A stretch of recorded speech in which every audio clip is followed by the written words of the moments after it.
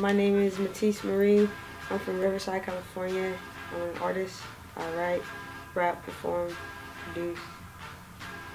I'm a jack of many trades. I'm Nappy 2000. I DJ and I chop and screw music. Bitch, I'm the author, colder than Arthur. Crown of my father, with vision farther. Don't look to the ground. Hold your posture. You not a poster of a hidden genre.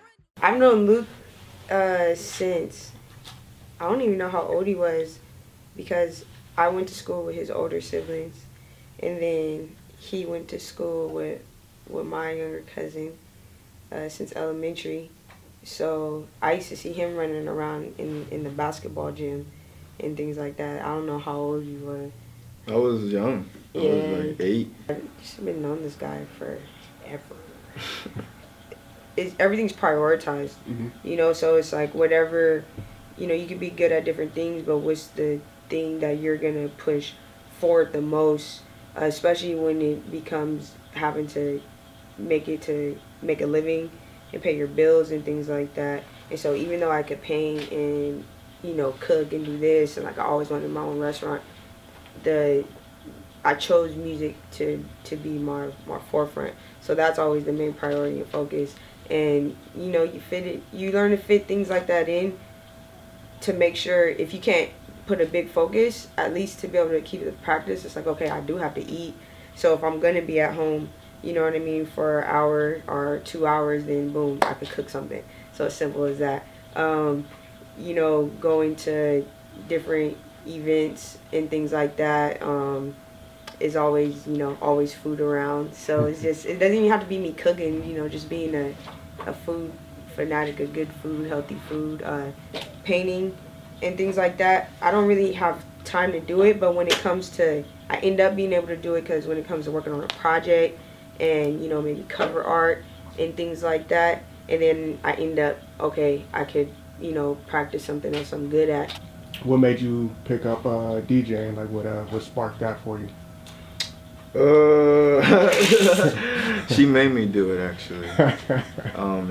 Cause I was just chopping and screwing music, but because DJ Screw is my favorite DJ of all time, and just like this way he just slowed down the tempo of the music, I just told myself I'm just gonna continue to do that. So I was just doing that. I would always put chop and screw mixes out, just doing that and doing that, and then the DJ she originally had moved away, so she didn't have one. And I did chopping and screwing on a DJ program, so she asked me if I would want to be here DJ, and I didn't want to do it because I thought it was super corny. I didn't want to have like DJ in front of my name, but like, or nothing like that. I knew he could do it. Like, I saw him already do it a couple of times, you know, for our homies and stuff. And so it was like, yo, I'm gonna need you to do this, like, kind of, you know, put the little big sister effect on it, like, yo, I need you to do this. You gonna do this, right? And then like, and then I would DJ at parties at my homie Dante's house, and I would just DJ at just random parties throughout Riverside, and I was like, I could actually make this a living if I just keep practicing, you know. So I just kept going and kept going and kept going, and for the amount of time that I've been DJing for, I think I've done, like, not like a lot, but like a cool amount for 2 years of just picking up DJing and then, you know, continuing to do what I love, you know what I mean? I have a lot of way to go, because I'm around DJs who've been DJing for 20 plus years. for real, like DJ Great Dane, he's from Long Beach, he's been DJing forever. That dude is crazy. I'm with Cornbreeze a lot. Just seeing him he's crazy. Just seeing a lot of the older DJs have come up to me and have extended their hand and said, yo, I really want you to be better, so like, come here, like, watch me do this, watch me do that. So I can say a lot of the older heads have come up to me and have kind of put me under their wing because they want me to succeed and want me to do better. And I can say my transitions are a whole lot better. I can do like a whole lot more effects. I can work vinyl DJs now, like vinyl tables. I can work Pioneer tables. So from being around them and just working with them has just elevated my skill to like a whole different level that I wouldn't have gotten to if I never met them. You know what I mean? You know, being like a duo or a DJ, MC, is there times where you guys be butting heads at it? Yes. Yeah, man, this is my brother. Like, this is my little brother. Like, you gotta understand. Okay, this guy works with turntables now. And like he said, he did not say I started DJing with turntables. He said I started DJing on a DJ program. You know, like a DJ. So he didn't, you know, where we used to be like, you know, like we like you don't even, you know, you don't even have turntables. Like, you're not even a DJ yet. Like you gotta get to the turntables, you know. And like, man, butt heads. I'll say we challenge each other. I won't say we butt heads. I'll say we challenge each other. Like sometimes like more extreme times than other, but right. it always ends up being, yeah, it's always challenging. It's always constructive criticism because we're not perfect and we're not, you know what I mean? There's so much more we need to and want to do. Mm-hmm. And so like never do I let up on this guy. Sometimes it might be too much. Yeah. Like, yeah, I don't know.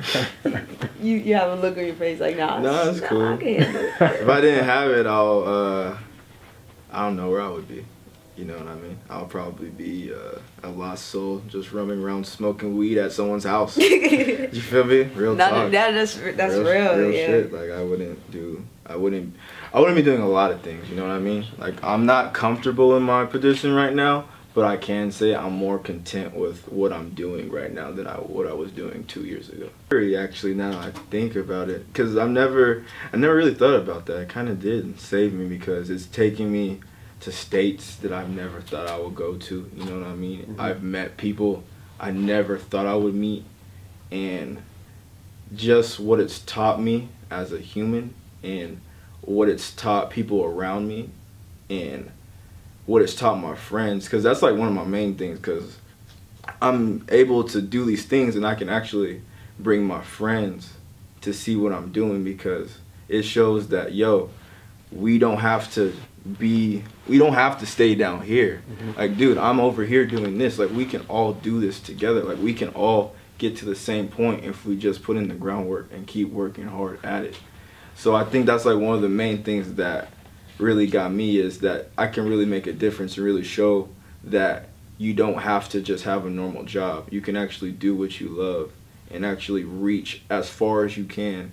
When I rehearse, there are times where I say, okay, at this time, I want everybody to do this, so I'm gonna do this, and you know, and he'll be like, okay, and I'm gonna do a cut right there. You know what I mean? So it's just, you know, so it's just your voice. And I don't necessarily fully expect people to, like, you know, like do exactly step by step or something, but from experience, I know what type of reaction might come from a certain song, you know, so that'll dictate, you know, where we're playing at, what type of event we're doing, what songs am I going to perform. You know, so, you know, it does go to that extent, how we arrange the songs, the playlist, you know, it might start off smooth and jump up and come back down, or it might start off smooth and just gradually, you know, pick up. And so I do have a gauge of, you know, kind of where I want energy to be, but I can't exactly say that's what it's going to be. So, but from more experience, I could gauge it more, because, you know, this has happened this many times. Right. You know what I mean? We performed this 20 times, and all 20 times everybody clapped on this part. You know, or, you know, whatever it is. So yeah, sometimes things like that. But everything else starts with us, and it's about me being on point with my lyrics, and it's about him being on point with what we rehearse.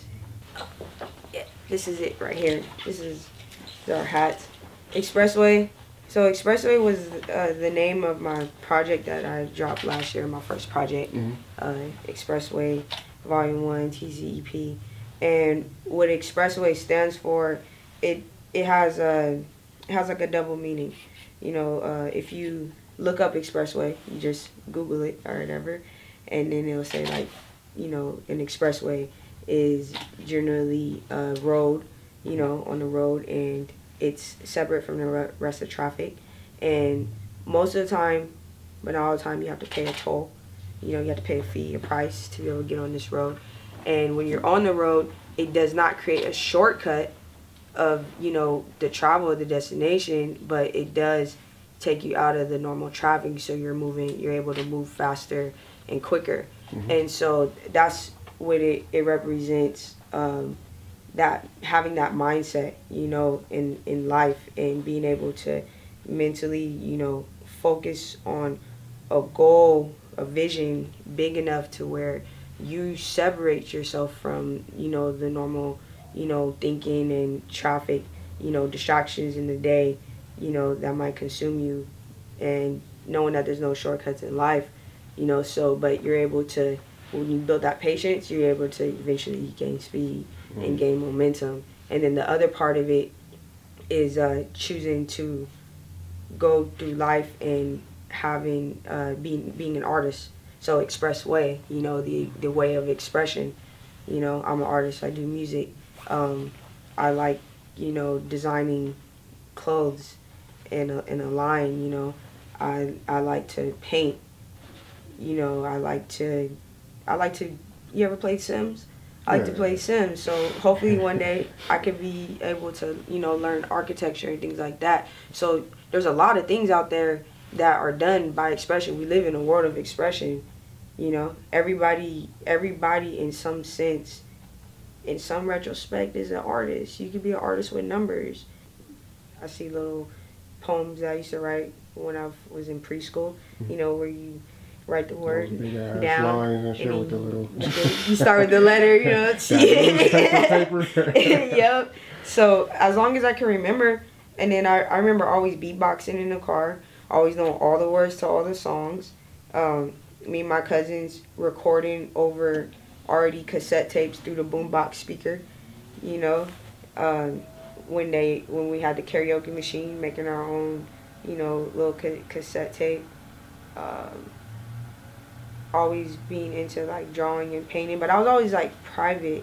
I was always like, people around me knew I could do it, but I was still private. You know, I never was always like, oh, I want to be a artist. You know, I was always kind of almost afraid to say it, because my mom always be like, you gonna be a doctor or a lawyer, you know, or, you know, and I'm like, so, you know, and when you're smart, you know, like your whole family like, yo, you're smart, you know, you can get good grades in school, you do this, you do that. And I didn't expose my extreme level artistry to choose it as the main thing in my life, not till way later, not till after 18, after 20. Wow. Yeah. How about yourself? Like, when did you know music was a passion for you? Like, since I was born. My dad toured with George Benson for 12 years. So I was exposed to the music world, like, literally when I came out the womb. I got to see, like, Gladys Knight. I got to see Brian McKnight. I got to see Tina Marie, and just different people. And I grew up on Tower of Power, Marvin Gaye, The Spinners, and just different people. So it's always just been in my heart to just love music and just to be involved in music some way, shape, or form. So I don't find it a coincidence that I'm doing it now, because my sister does music, my dad does music, my brother does music. That's what actually, yeah. When I would see him at the park with my cousin, that's actually what the thing that connected us to actually start working was music, because I knew his sister could sing. And so, you know, he gets in the car, and I looked at him, because I hadn't seen him in a couple of years, and I was like, he's like, you know, Luke. I'm like, Luke, Salcedo? I know your sister. Dude, your sister could sing, yo. Like, everyone always knows, like, Lakin could sing, and they're like, doesn't your dad do music too?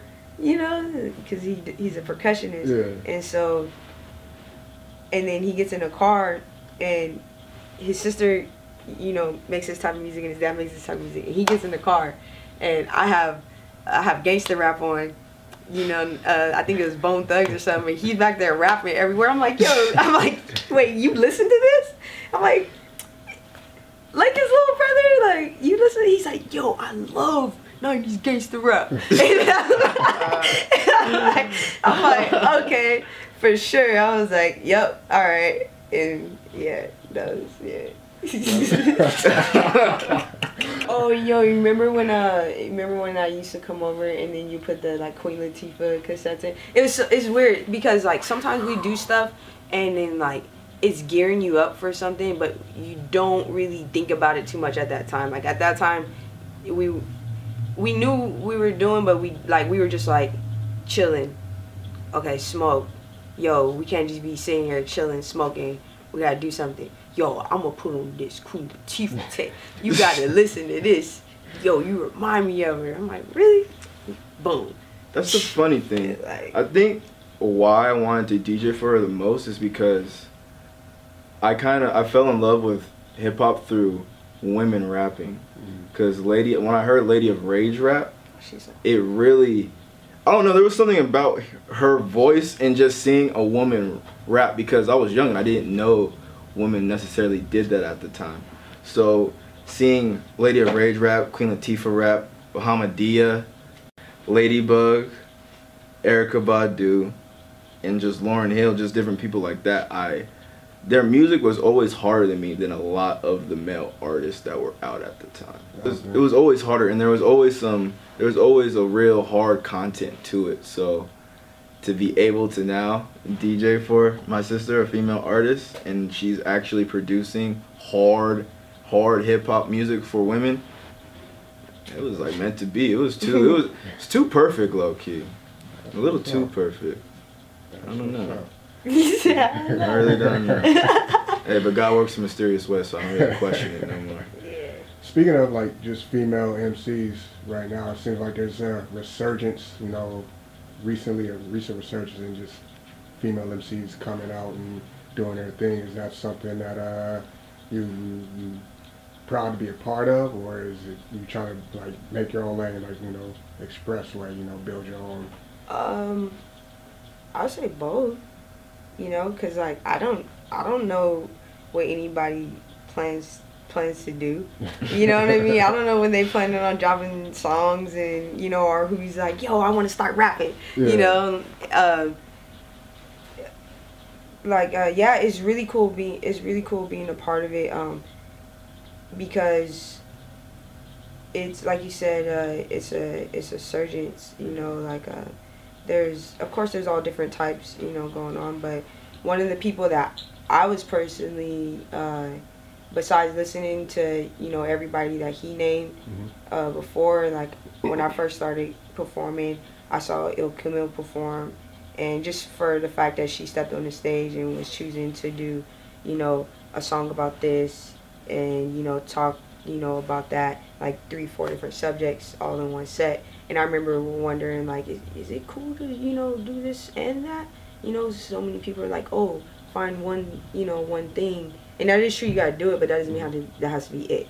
You know, so you just gotta know that it's not either or. But, yeah, so, like, it's cool being a part of it. Like, I don't plan that, and I'm not gonna be like, oh, I don't wanna be a part of that. But of course, my focus is to create my own lane and just do what I do, but that happens naturally. That happens naturally by me continually to dig deeper inside of myself. As long as I continue to dig deeper inside of myself and continue to grow myself, there's nothing else that's going to be building my lane for me. You know what I mean? So it automatically might just be different. I want people to talk honestly more about who I am as a person more than my music. Because I feel like if people talk more about my music, then I didn't really leave the mark on the world that I was supposed to. Because through the music, it allows me to reach different people, to talk to different people and show them that there is a different way in doing whatever. Like, I don't know, you know what I mean? There's just more than one avenue just to show that. So I think more in just, I want to be known for touching people, always showing love, and just always being honest and pure with people. That's what I want to be known for.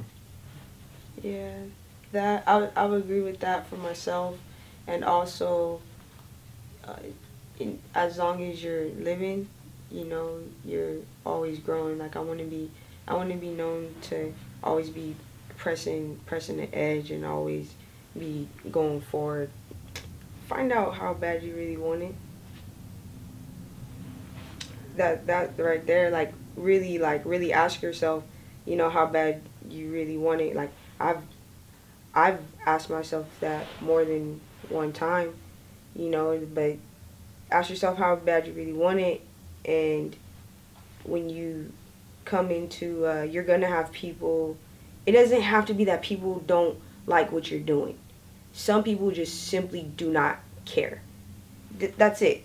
It doesn't even have to be they hate you. They just simply don't care, you know. And so you have to accept that fact that some of the people that will be closest to you simply will not care. And when you run into that problem, when you run into your best friend or your sibling or your parent saying the utmost thing that will make you or somebody else want to quit what you're doing, be ready to keep it moving. My Twitter's Nappy2K and my Instagram's Nappy2000. My Twitter is Marie_Matisse. Or you can just type in Matisse space Marie and it'll come up. And then my Instagram is Matisse Marie all the way across, MATISSE MARIE. And that's for our manager is ogmontez.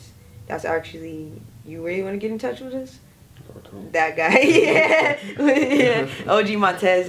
I think that's his Twitter. That is his Twitter. He's dope. Oh, okay. He's the best.